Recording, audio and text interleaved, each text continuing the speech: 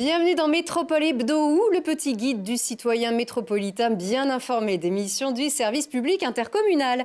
Des missions parmi lesquelles la transition énergétique. Grenoble-Alpes Métropole, qui multiplie les initiatives, travaille avec la compagnie de chauffage de sorte d'atteindre 100% d'énergie renouvelable dans le réseau de chaleur d'ici à 2033. En ce sens, le réseau vient d'être raccordé au site de production d'énergie de l'entreprise Solvay, le groupe belge leader mondial de la chimie basée à Pont-de-Claix.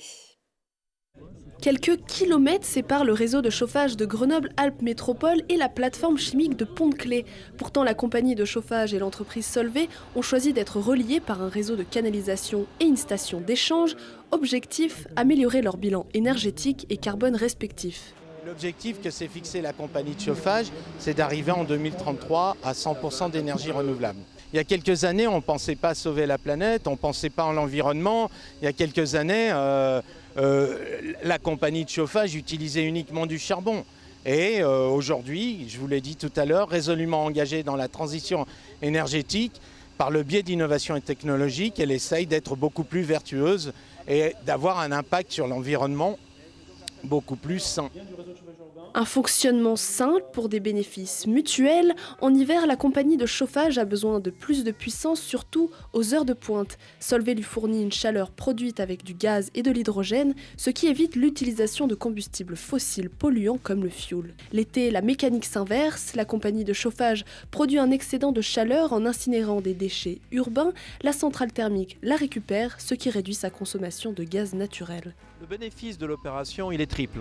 Le bénéfice, il est économique pour les deux partenaires. On réduit la consommation, d'énergie primaire et on partage la valeur. Le deuxième est environnemental, on l'a cité, il est en termes de réduction des émissions de carbone.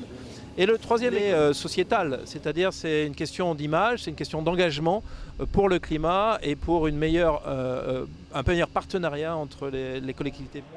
Ce raccordement de 2700 mètres fonctionne depuis décembre 2018 avec 50 000 MWh transmis entre les deux réseaux, un échange qui permettra d'économiser jusqu'à 4000 tonnes de CO2 par an.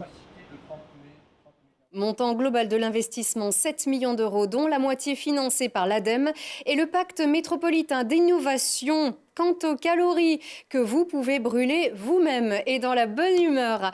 Le 7e semi-marathon Grenoble-Visil va vous en donner l'occasion dimanche prochain, 7 avril, qui que vous soyez et quel que soit votre niveau. Les 22 km de route Napoléon qui vous guident vers le berceau de la Révolution française se mettent cette année à la portée de tous les niveaux, tous les âges.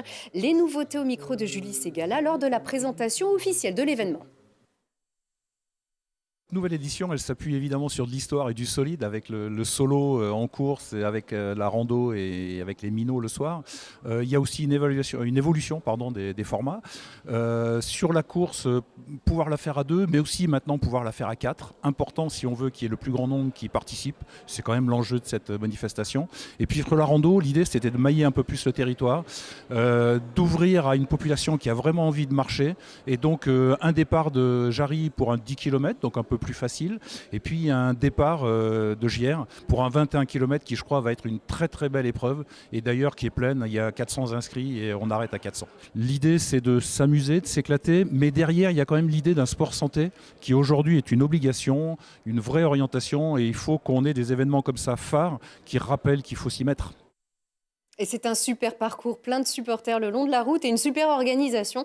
Vous auriez tort de vous en priver. Et puis, dans tous les cas, quel que soit le résultat des 2 premiers matchs de la finale de Coupe Magnus de hockey sur glace, qui a commencé vendredi chez les Dragons de Rouen, les Brûleurs de Loup reçoivent leur adversaire tenant du titre mardi et mercredi prochain pour les matchs 3 et 4. Alors, tout pourra se jouer à la patinoire Peul Sud, certainement archi-pleine, pensez-y. Maintenant, et c'est tout pour cette semaine. Très bonne fin de week-end.